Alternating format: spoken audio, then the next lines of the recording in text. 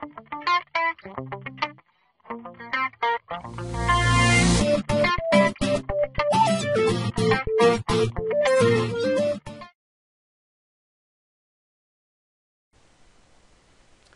and welcome to another tutorial on Adobe Lightroom version 4. Today we're going to take a look at the view options and why you would use them. I got an email, someone asked, what exactly it is I'm looking for whenever I have an image. So we're going to step through the simple steps on how to look at your view options. And what it is right here. This is a DSC 3315. That is a Nikon file that camera assigns to an image. This would be the image name, and it shows you that it was shot at 1/20th of a second at f/22 at ISO 100. And why is that important? So what we're going to do is we're going to show you how to adjust those as you would need it.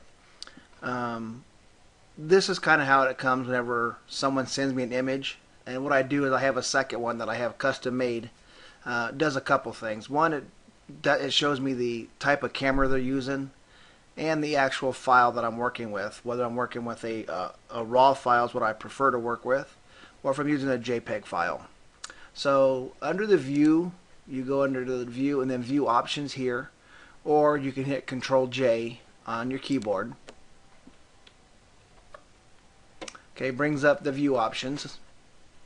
So under the loop view, you have Info 1, which is this box here, and what you have here, I'll move this over, file base name, which is this name right here, the DSC 3315. The exposure is 1/20th of a second at f/22, and ISO is at 100 on this image. So whenever I have an image sent to me by a client, I actually change this to the second option, which is this view here.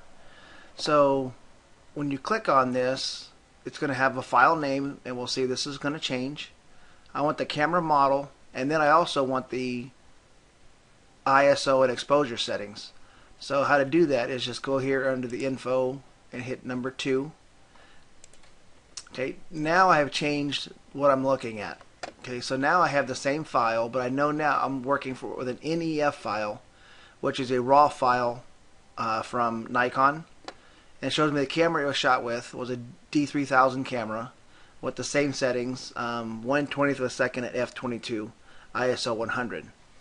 So when I'm working with an image, this is what I want to know is the file and the type of camera, so I can go back and adjust either the white balance or how much adjusting I can do on an image to pull out some color and information on it.